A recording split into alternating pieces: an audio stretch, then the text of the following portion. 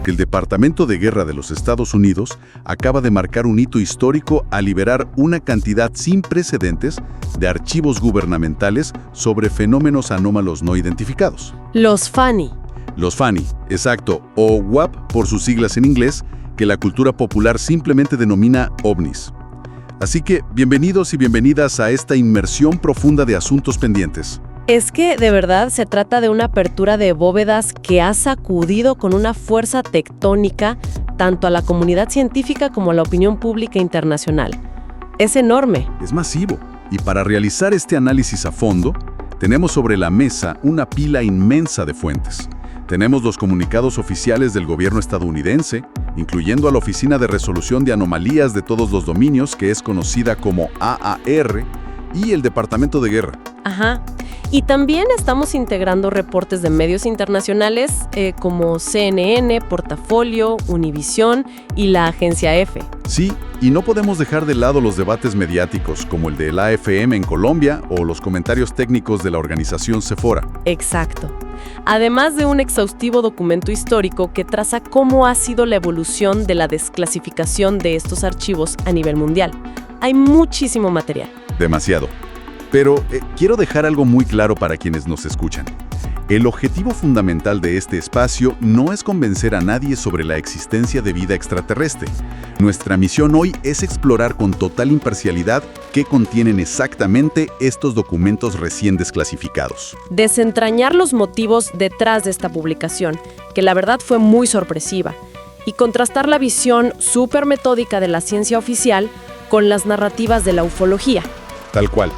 Pero bueno, vamos a desglosar esto paso a paso. Para dimensionar verdaderamente el impacto de esta información, creo que es necesario retroceder un pasito y examinar el detonante. Sí, porque esta bóveda secreta no se abrió simplemente por un arrebato institucional de transparencia. Para nada. Fue el resultado directo de una colisión política bastante mediática. O sea, todo el movimiento comenzó a raíz de una declaración en un podcast. El expresidente Barack Obama comentó en una entrevista, refiriéndose a los ovnis, que son reales, pero no los ha visto.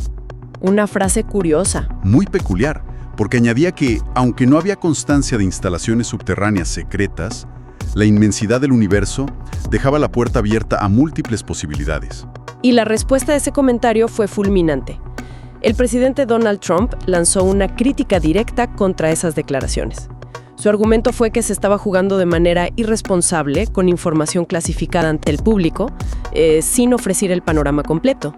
Claro, como dando piezas sueltas de un rompecabezas. Exacto. Y esa reacción culminó en una orden ejecutiva estricta por parte del presidente para iniciar un proceso de total transparencia. Y así es como nace formalmente el programa PURSUE, que es el Sistema Presidencial de Desclasificación y Reporte de Encuentros UAP. Es que imagínate lo que eso implica a nivel burocrático y militar. Es equivalente a tomar una caja fuerte bajo tierra, recubierta de metros de titanio y clasificaciones ultrasecretas, y de repente recibir la orden de convertirla de la noche a la mañana en una biblioteca pública de código abierto. Una pesadilla logística. Totalmente, porque el programa PURSUE obliga a articular operaciones entre la Casa Blanca, el FBI, la NASA y la AARO. Es un despliegue sin precedentes. Sin embargo, pues surge una postura crítica ante esta maniobra. ¿En qué sentido? En que uno se pregunta, ¿esta urgencia de liberación masiva obedece a un triunfo genuino del interés científico por resolver misterios aéreos? ¿O es puramente una estrategia de transparencia diseñada para marcar un contraste político muy agresivo con las administraciones pasadas? Pues lo fascinante aquí es observar cómo los encargados de ejecutar esta orden están justificando el cambio de paradigma, porque el secretario de Guerra, Pete Hegseth, y la directora nacional de inteligencia, Tulsi Gabbard, están manejando un discurso férreo enfocado en la seguridad y la confianza pública. Ajá. Su argumento central es que mantener estos encuentros bajo un velo de máximo secreto es precisamente lo que ha engordado las teorías de conspiración durante décadas. O sea, el secretismo es peor que la verdad. Exactamente. Argumentan que el secretismo sistemático daña la credibilidad institucional de una forma mucho más profunda que el simple hecho de admitir ignorancia. Que decir no sabemos qué es esto es mejor que ocultarlo. Tiene sentido, Porque al esconder un archivo, la suposición inmediata de la sociedad es que el gobierno oculta un secreto aterrador o una tecnología alienígena revolucionaria, y no digamos una simple falla en los equipos de radar. Claro, es un reflejo condicionado por décadas de películas y cultura popular. Y por eso, la postura del administrador de la NASA, Jared Isaacman, aporta un ancla de rigor que me parece fundamental en toda esta iniciativa. ¿Qué dijo Isaacman exactamente? Él impuso un marco científico muy estricto a esta desclasificación.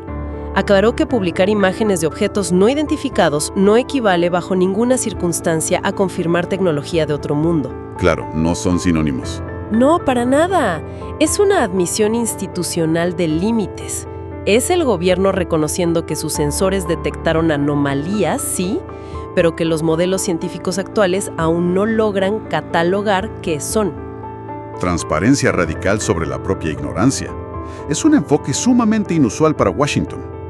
Pero bueno, dejando de lado la política, es momento de observar qué arrojan los datos empíricos de la llamada fase 01 de esta liberación masiva. Que son 161 archivos alojados en la plataforma oficial war.gov/UFO. Exactamente. Entonces, ¿qué nivel de evidencia empírica hay realmente ahí? Porque la gente quiere ver fotos, quiere ver reportes. Pues el material abarca un espectro temporal inmenso. Tienes desde un memorándum de la NASA de 1963. ¡Wow! Súper antiguo. Sí, que delinea protocolos teóricos sobre qué hacer en caso de descubrir inteligencia extraterrestre. Y también está el legendario archivo del FBI, que abarca desde 1947 hasta 1968. Me imagino que eso estaba súper censurado antes. Ese es el punto. Lo verdaderamente revelador es que esos documentos del FBI, que antes estaban plagados de pesadas líneas de tinta negra censurando nombres y ubicaciones, ahora se presentan casi limpios. Increíble.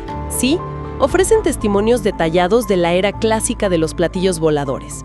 Pero la verdad del material que invariablemente captura la imaginación de todos proviene de las misiones Apolo. Uy, aquí es donde se pone realmente interesante la inmersión profunda. Las transcripciones lunares son asombrosas. O sea, estamos hablando de que en el Apolo 12, en el año 1969, el astronauta Alan L. Bean reporta directamente a la base haber visto destellos de luz navegando por el espacio.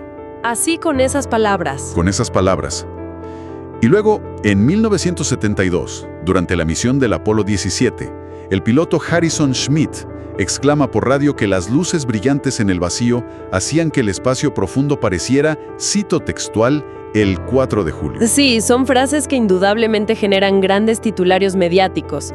Es el sueño de cualquier ufólogo. Sin embargo, cuando lees el contexto completo de los documentos liberados, la perspectiva cambia. ¿Cómo así? Se evidencia que los propios astronautas y los equipos de control en Houston barajaron inmediatamente hipótesis mecánicas y físicas. Plantearon en ese mismo momento que esos destellos podrían ser simples fragmentos de hierro del soporte vital de la nave. ¿Hielo? Sí, hielo desprendiéndose de los propulsores o del soporte y reflejando la luz solar de frente en medio de la oscuridad total. Pues, te soy sincero, cuesta aceptar una explicación tan rutinaria. O sea, no estamos hablando de un piloto aficionado asustado por un relámpago en una avioneta. Claro. Estos hombres eran astronautas altamente entrenados, ingenieros aeronáuticos capaces de reconocer cada tornillo, cada remache de su módulo de memoria.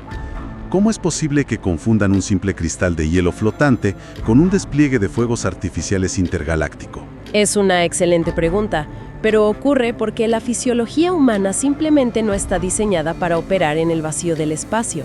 A ver, explícame eso. O sea, en la Tierra tenemos atmósfera que difumina la luz y tenemos objetos de fondo como montañas o nubes que nos proporcionan profundidad de campo. El cerebro humano depende totalmente de esos puntos de referencia visual para calcular la escala y la distancia de un objeto. Claro, para saber si algo está cerca y es pequeño o lejos y es enorme. No hay nada de eso. Sin esos anclajes, un pequeño cristal de hielo congelado flotando a, no sé, escasos metros de la escotilla, impactado por luz solar sin filtrar. Que allá arriba la luz es cegadora. Cegadora. Ese cristal produce un destello óptico tan intenso que la retina del astronauta físicamente no puede distinguirlo de un objeto del tamaño de un crucero espacial brillando a 100 kilómetros de distancia. Es un fallo biológico de percepción espacial. No es que el observador sea ignorante. ¡Qué locura! Ese colapso en la percepción de escala nos lleva a los registros militares más modernos del archivo que, la verdad, son mucho más complejos. Por ejemplo, hay un documento táctico de 2016 sobre el espacio aéreo en Siria. Ese caso es muy famoso ahora. Sí, detalla cómo un avión de vigilancia, un P-8A, rastreó un objeto desplazándose a ras del agua a 500 nudos, para luego, de repente, esfumarse del radar. ¿Así? Sin dejar rastro. Sin rastro. Y hay otro incidente en 2024, cerca de Japón, que describe un objeto sólido con forma de balón de fútbol alterando rutas de vuelo comerciales. Además, el FBI aportó una cruda imagen monocromática de 2025, mostrando múltiples objetos circulares oscuros organizados cerca de una retícula militar. Sí, y si conectamos todo esto con el panorama general operativo, emerge la postura implacable de la AARO. Ante todo este catálogo de incidentes tácticos, la agencia insiste en que, al analizar los datos en crudo, la inmensa mayoría de estos eventos se reducen a fallas. ¿Fallas de qué tipo? Fallas e ilusiones en los propios sistemas de rastreo y sensores de combate. Pero es que esa postura de la AARO genera muchísimo escepticismo entre la gente.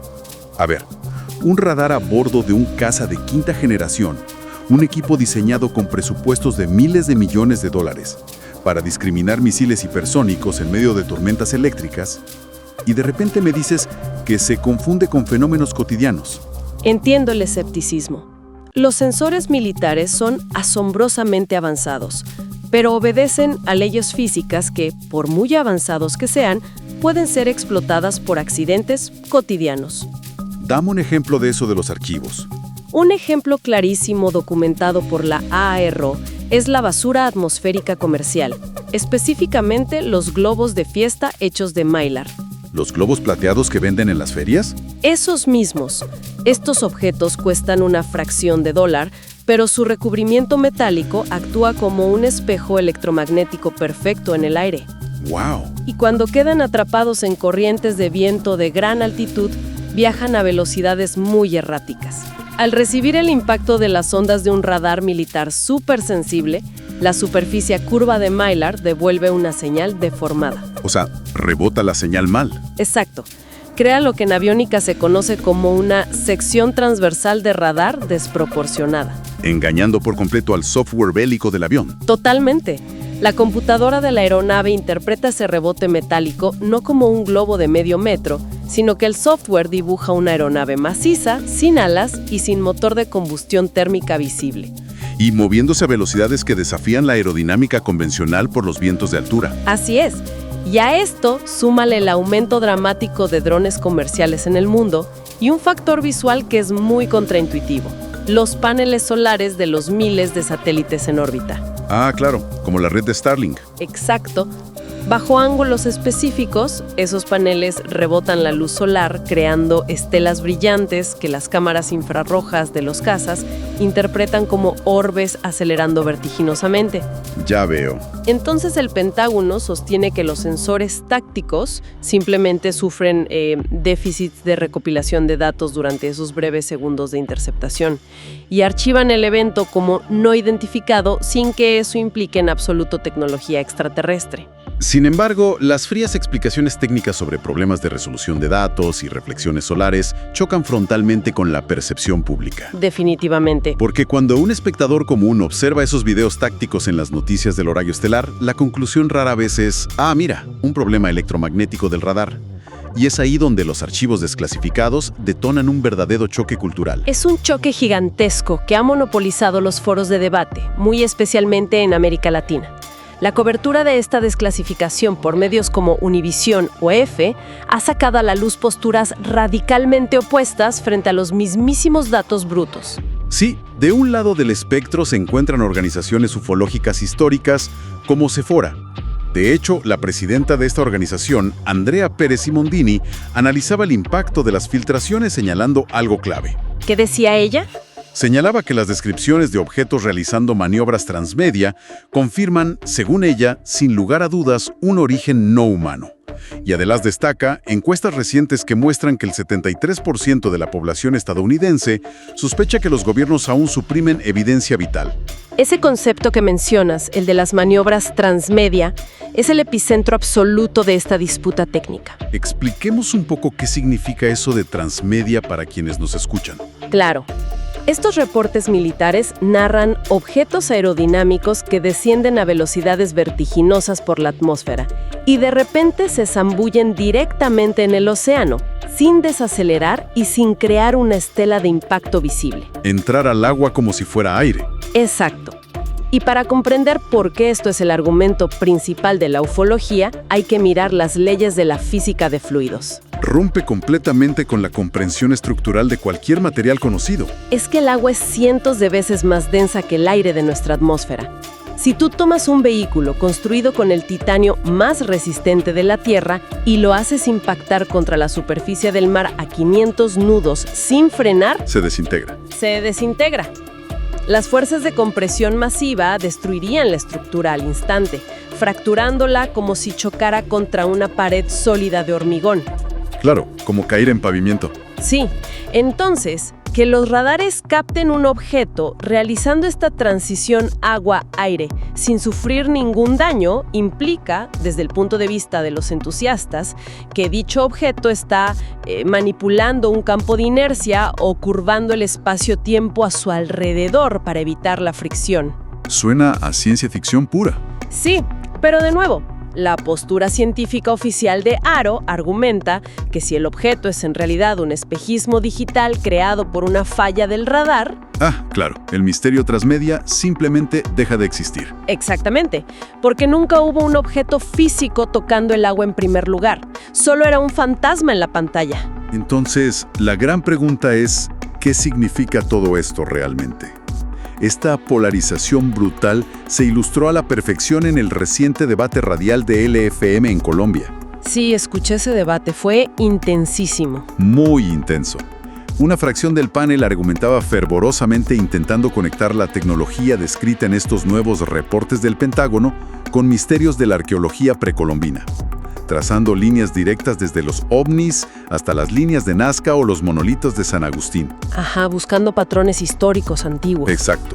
Mientras que, en el lado opuesto del estudio, los analistas escépticos desplegaban argumentos modernos, utilizando el postulado del magnate aeroespacial Elon Musk. Que siempre ha sido muy vocal en este tema. Sí, Musk ha repetido incansablemente que con miles de satélites Starlink orbitando la Tierra, equipados con cámaras de alta resolución para rastrear cada centímetro del globo, sigue sin aparecer una sola imagen nítida e irrefutable de tecnología extraterrestre. Es un contrapeso lógico basado en la omnipresencia tecnológica actual. O sea, si el espacio aéreo mundial fuera una especie de autopista transitada por civilizaciones interestelares, la gigantesca red de monitoreo satelital civil y militar no estaría debatiendo sobre videitos monocromáticos y borrosos captados durante milisegundos. Claro, ya existiría un registro innegable en 4K. Exacto, un registro masivo y claro. Me parece fascinante cómo los archivos OVNI se han transformado en una herramienta de proyección psicológica a escala masiva. O sea, ante una simple mancha de píxeles grises en una pantalla de radar militar, una mente entrenada en aeronáutica observa un dron perdiendo señal o un cohete descartando sus propulsores. Una explicación mundana. Sí, mientras que una mente atraída por el misterio cósmico observa la mismísima mancha gris y percibe la confirmación definitiva de que no estamos solos en la galaxia. Es como un test de Rorschach de la era moderna. Es una excelente analogía. Y la duda es, ¿de qué manera puede una sociedad reconciliar la necesidad intrínseca de creer en lo extraordinario con la frialdad implacable del análisis técnico-militar? Pues esto plantea una pregunta importante sobre los objetivos reales detrás de las instituciones. Porque al analizar minuciosamente las prioridades del programa Pursue, queda en evidencia que al Departamento de Guerra no le concierne en lo más mínimo resolver el dilema filosófico sobre la vida en otros planetas. A ellos no les importa la filosofía. Para nada. Toda su atención se centra en un problema pragmático y urgente, la seguridad del espacio aéreo nacional. O sea, una anomalía volando a 500 nudos cerca de una base militar en Medio Oriente representa una vulnerabilidad táctica crítica que hay que resolver. Claro, Porque el riesgo existe independientemente de si la anomalía fue ensamblada por inteligencia extraterrestre en Alpha Centauri, si es un dron de espionaje indetectable de una potencia rival o si es un desarrollo aeroespacial privado operando al margen de todas las regulaciones. Exacto. Así es como el mando militar justifica la enorme preocupación y los recursos invertidos en la desclasificación y el análisis. El espacio aéreo está siendo penetrado por factores que los sensores no logran clasificar a tiempo, y esa es la amenaza primordial. Ahora bien, aunque el volumen de documentos liberados por el gobierno de Trump no tiene comparación en la historia estadounidense reciente, al estudiar los registros históricos globales del documento que mencionamos al principio, se evidencia que la transparencia en este ámbito obedece a un patrón metódico a nivel internacional. No es solo un tema de Estados Unidos. No, para nada. Un detallado estudio documental histórico ratifica esta tendencia. De hecho, Estados Unidos abrió la puerta mucho antes, con la finalización y desclasificación masiva del famoso proyecto Blue Book en la década de 1970. Ah, el libro azul. Exacto. Demostrando que mantener archivos de ovnis en la oscuridad consumía recursos administrativos sin aportar ningún valor militar estratégico. Y esta postura fue replicada globalmente con el tiempo. Sí, el recuento de otras naciones es bastante sustancial.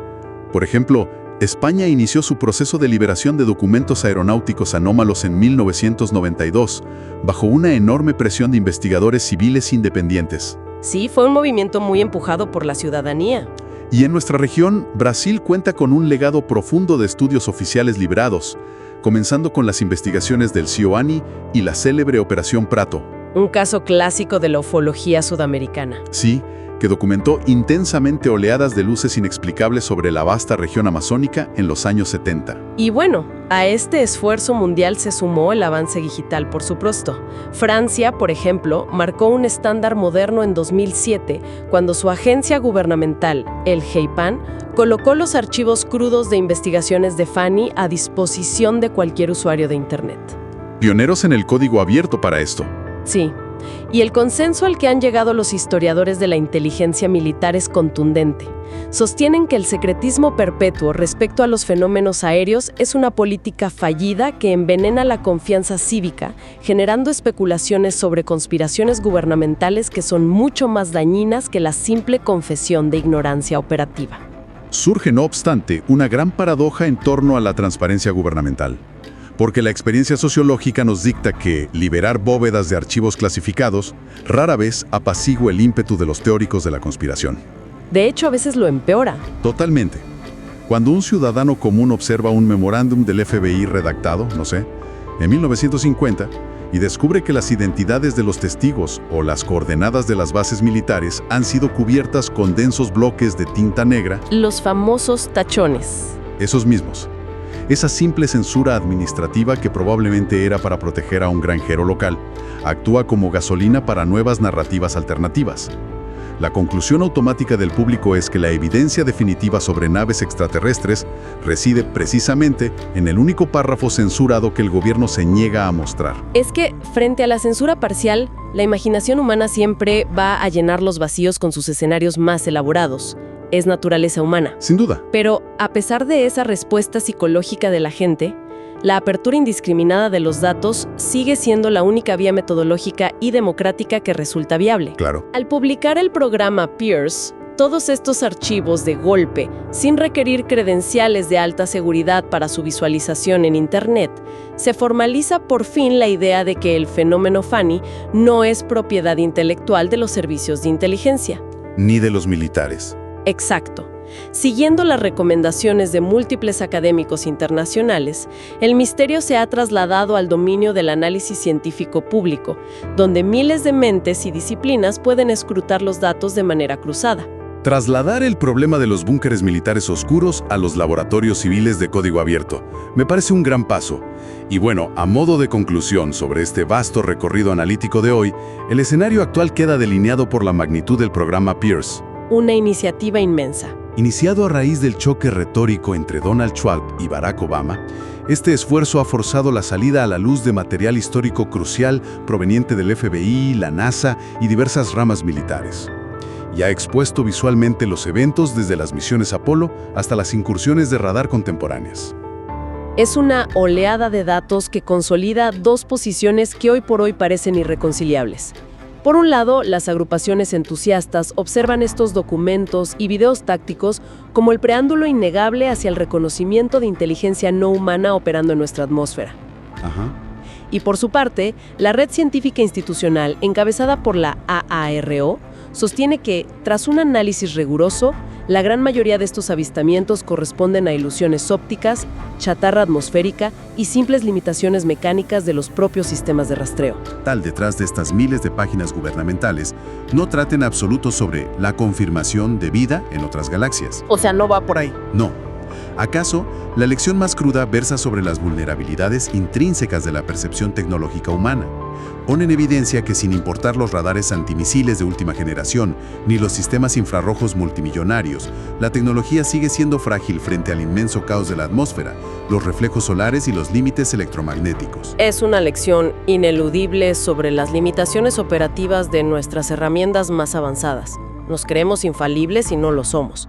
Y la segunda reflexión que extraemos apunta directamente a la sociología. ¿En qué sentido? En que el análisis de las reacciones del público frente a esta desclasificación resulta ser un espejo perfecto de las dinámicas culturales actuales.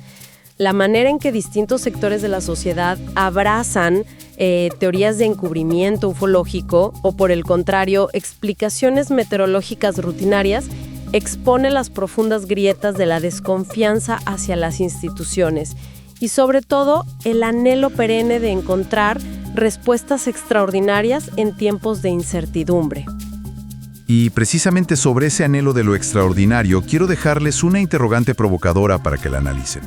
Imagínense que el avance de los instrumentos ópticos y el procesamiento de datos de inteligencia artificial durante las próximas décadas permitiera diseccionar y resolver cada uno de estos misterios aéreos sin un ápice de duda.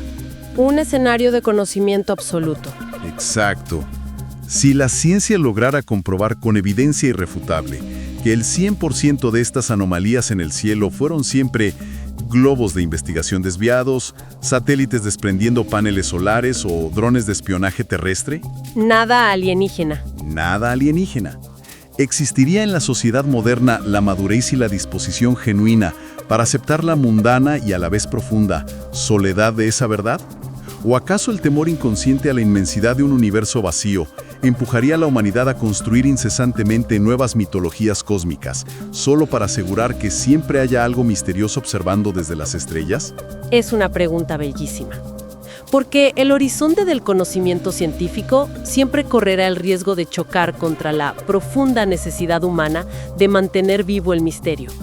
Queremos creer que hay algo más. Con este desafío a la percepción concluimos el recorrido por los archivos desclasificados.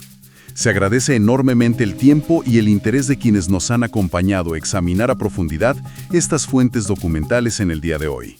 Así es. Ha sido un verdadero honor contribuir al análisis metódico de este hito de transparencia histórica. Muchísimas gracias por la atención. Finalmente, la invitación a suscribirse al canal de YouTube de Asuntos Pendientes queda totalmente abierta, para quienes buscan mantener el rigor y no perderse ninguna de nuestras futuras inversiones profundas. Hasta un próximo encuentro analítico.